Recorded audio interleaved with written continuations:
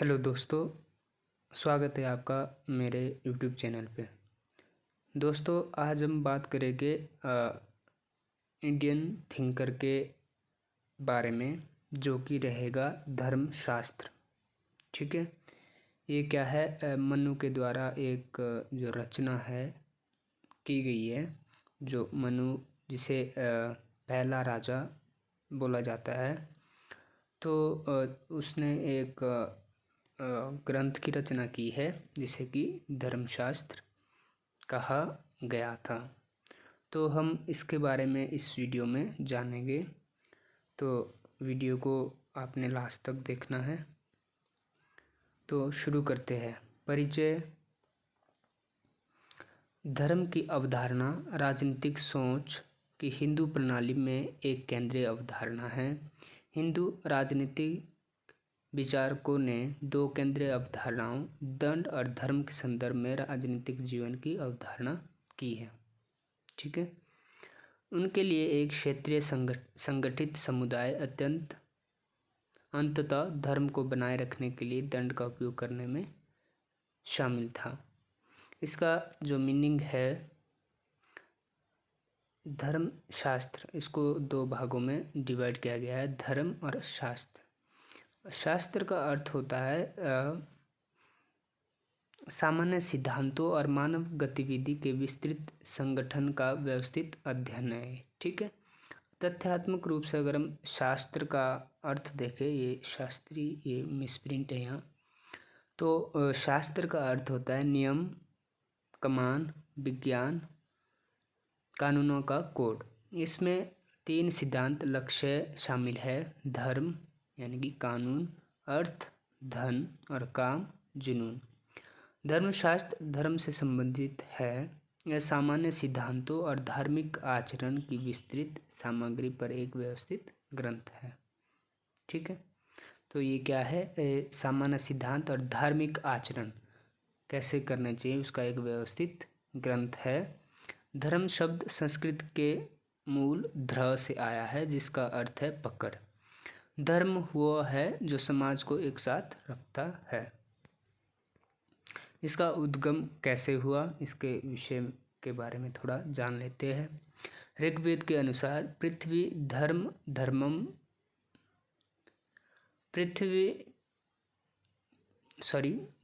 वह है जो पृथ्वी को धारण करता है। क्या है धर्म? जो पृथ्वी को धारण करता है। धर्म के कारण ही पृथ्वी का अस्तित्व है।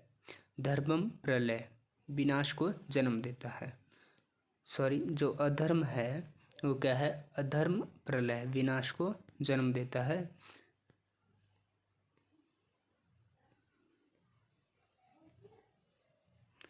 धर्म का स्रोत के बारे में जान लेते हैं।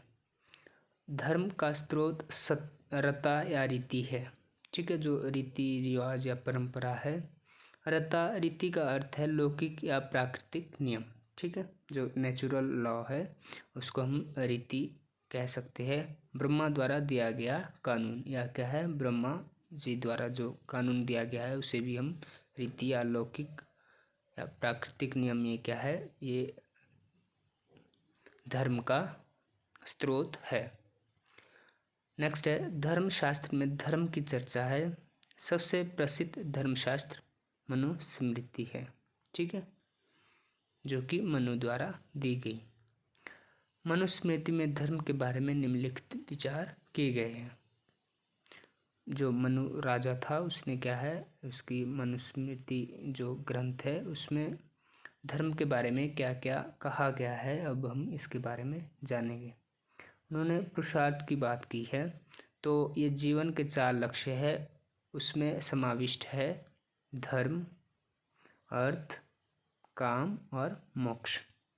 ये लक्ष्य जीवन के एक संतुलित तरीके का प्रतिनिधित्व करते हैं, जिसमें सामग्री और आध्यात्मिक लक्ष्य दोनों शामिल है। अब आश्रम की बात करते हैं मनुस्मृति में, कि आश्रम जीवन के विभिन्न चरणों को दर्शाता है। विभिन्न जो लाइफ के जो स्टेज है आती है उसको दर्शाता है आश्रम। प्रत्येक आश्रम में प्रत्येक चरण के लिए एक विशिष्ट लक्ष्य होता है। बिल्कुल सही। उसके हम आगे समझाएंगे इसको। निम्नलिखित 4 आश्रम हैं, जैसे ब्रह्मचर्य आश्रम, यह 0 से 25 साल तक कहा गया है। गृहस्थ आश्रम 25 से 50 वर्ष तक। फिर है वानप्रस्थ आश्रम 50 से 70 वर्ष। फिर है संन्यास 70 से 100 या जब तक कोई जीवित रहता है। तो ये 4 प्रकार के आश्रम की बात करता है मनुस्मृति। चौथा है वर्ण। धर्मशास्त्र में वर्ण व्यवस्था में निम्नलिखित 4 वर्ण शामिल है। तो आपने यहाँ कन्फ्यूज नहीं होना है, यहाँ धर्मशास्त्र कहीं मनुस्मृति, तो ये एक ही चीज़ है, ठीक है। तो 4 वर्ण की व्याख्या की है या वर्णन क्या है, कौन कौन से? ब्राह्मण, क्षत्रिय, वैश्य और शूद्र। धर्मशास्त्रों के अनुसार प्रत्येक वर्ण को अपने धर्म का पालन करना चाहिए, ठीक है। यह सुनिश्चित करना राजा का कर्तव्य है कि सभी वर्ण अपने धर्म का पालन करें। इस कारण से राजा के पास दंड की छड़ी है। अब हम संस्कार की बात कर लेते हैं। हिंदू धर्म में संस्कार की अवधारणाओं में अनुष्ठानों या संस्कारों की एक श्रृंखला शामिल है जो मानव जीवन के विभिन्न चरणों या आश्रमों की सेवा करते हैं, उन्हें चिन्हित करते हैं, ठीक है। नेक्स्ट है, वे आध्यात्मिक भलाई और अंततः मोक्ष की उपलब्धि में मदद करता है, ठीक है। क्या? संस्कार। हिंदुओं के 16 अनुष्ठान या संस्कार निम्नलिखित है। अनुष्ठान का जो संस्कार का काम क्या है, वो आध्यात्मिक भलाई और अंततः मोक्ष की उपलब्धि में सहायता करते हैं। अब हिंदू धर्म के अकॉर्डिंग क्या है, 16 अनुष्ठान या संस्कार की बात की गई है।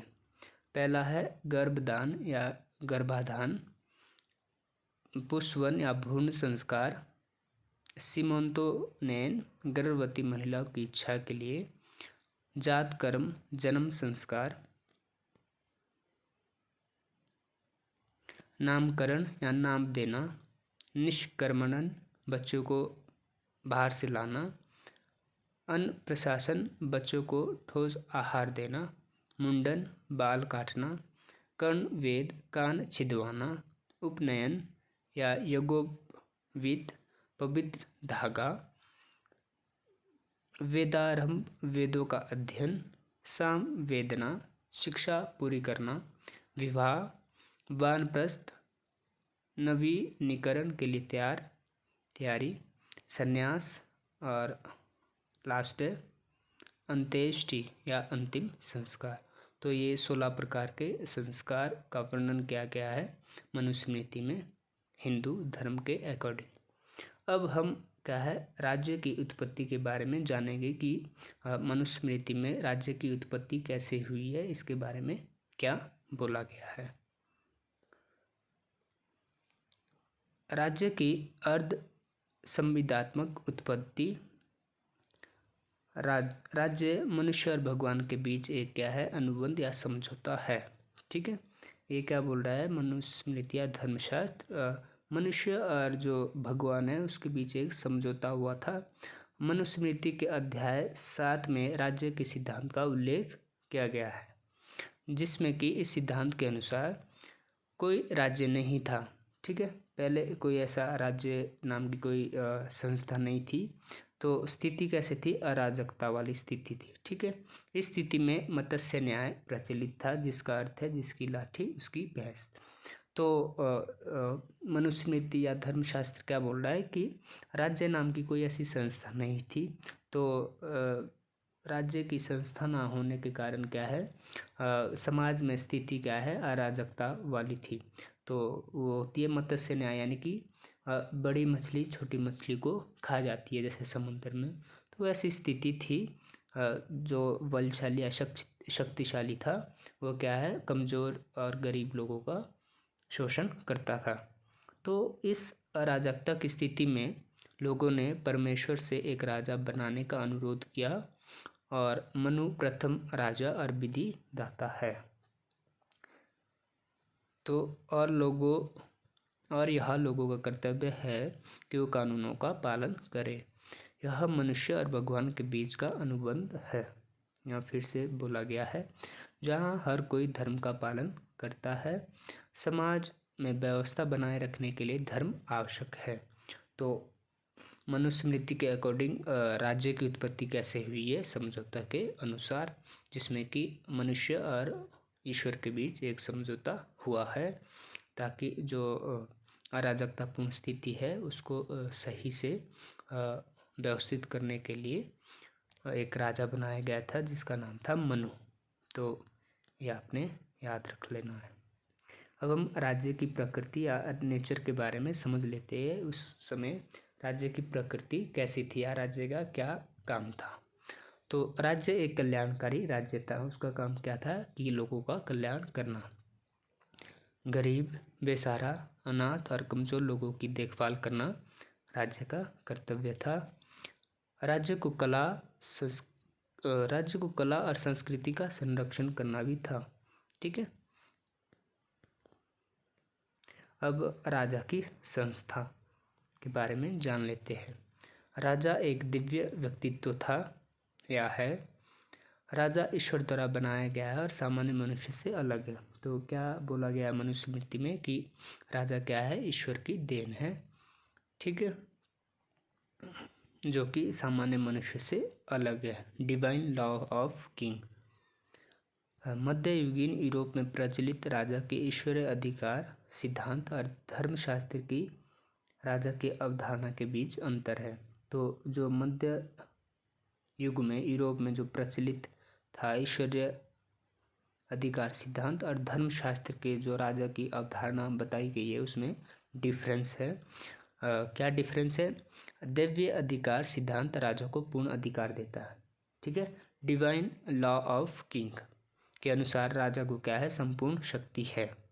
हालांकि धर्मशास्त्र में राजा के पास केवल एक दिव्य व्यक्तित्व था, लेकिन कोई दिव्य अधिकार नहीं था। ठीक है। अब जो यूरोप में जो राजा था, ठीक है, उसके पास क्या है? पूर्ण अधिकार था दैवीय अधिकार सिद्धांत के अकॉर्डिंग। लेकिन धर्मशास्त्र में क्या बोल रहा है कि राजा के पास केवल एक दिव्य व्यक्तित्व था, कि उसे राजा को भगवान बोला जाता था, लेकिन कोई दिव्य अधिकार नहीं था उसके पास, जैसे कि यूरोप में जो ईश्वरीय अधिकार सिद्धांत के अकॉर्डिंग कहा गया है। नेक्स्ट है, राजा धर्म के शासन में था। उन्हें क्षत्रिय धर्म और राजधर्म का पालन करना पड़ा या पड़ता था। अब है राजधर्म क्या है? भारतीय दर्शन में धर्म सत्य है और राजा सत्य का संरक्षक या पालन करता है। राजा के मामले में मनु धर्म और दंड के बीच थोड़ा अंतर करता है। मनु के अनुसार राजा की दंड नीति या धर्म नीति है। प्रजा के सामने राजा एक आदर्श होता है जिसे अनुशासित रहना चाहिए। राजधर्म का अर्थ है अनुशासन को अक्षुण्ण रखना। अनुशासनहीनता के लिए दंड मिलना चाहिए। यह दंड नीति या राजधर्म सभी धर्म की नींव है। तो ये राजधर्म था। अब राजा के कर्तव्य इसमें कुछ बोले गए हैं। तो राजा को वर्ण धर्म या क्षत्रिय धर्म का पालन करना चाहिए। तद अनुसार युद्ध तक एक क्षत्रिय धर्म है। राजा को वेदों का ज्ञान होना चाहिए। उसे ब्राह्मणों का सम्मान करना चाहिए। उसे सार्वजनिक उपयोगिता का निर्माण करना चाहिए। नागरिकों के प्रति रक्षा और पालन उनका मुख्य कर्तव्य होना चाहिए। उन्हें शास्त्रों के अनुसार सजा का प्रबंध करना चाहिए। मनुस्मृति में कानून के समक्ष समानता की कोई अवधारणा नहीं है। वर्ण जितना नीचे होगा उसके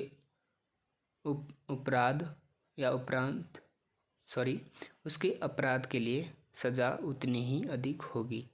कराधान का सिद्धांत भूमि की उर्वरता के सीधे अनुपातिक था। नेक्स्ट है धर्मशास्त्र महिला को हीन स्थिति प्रदान करते हैं। महिलाओं को पुरुषों की निगरानी में रखा जाता है। वे पुरुषों के सतत संरक्षकर्ता के अधीन थी। तो ये राजा के कुछ कर्तव्य बोले गए हैं। अब निष्कर्ष जो निकलता है, धर्म एक पंथ या रिलीजन नहीं है, बल्कि एक जीवन पद्धति या आचार संहिता है। ठीक है, धर्म को कैसे डिफाइन किया गया है कि ये एक जीवन पद्धति है या निरंतर जो चलने वाली जीवन पद्धति है वो है, जो एक व्यक्ति के काम और गतिविधियों को समाज के सदस्य के रूप में और एक व्यक्ति के रूप में विनियमित करता है। यह मनुष्य के क्रमिक विकास को बढ़ाने का इरादा या रखता है, उसे मानव अस्तित्व के लक्ष्य तक पहुंचने में सक्षम बनाता है। तो धर्म क्या है? एक जीवन पद्धति है जो मनुष्य के क्रमिक विकास को आगे बढ़ाने में सहायता करता है और अपने जो लक्ष्य तक पहुंचने में मदद करता है। तो फ्रेंड्स, ये था धर्मशास्त्र या मनुस्मृति, जो कि मनु के द्वारा दिया गया है, एक सिद्धांत है। तो यदि वीडियो पसंद आई है तो प्लीज़ लाइक करें और अपने फ्रेंड्स के साथ शेयर करें जो भी नेट पॉलिटिकल साइंस की प्रिपरेशन कर रहा है। Thank you.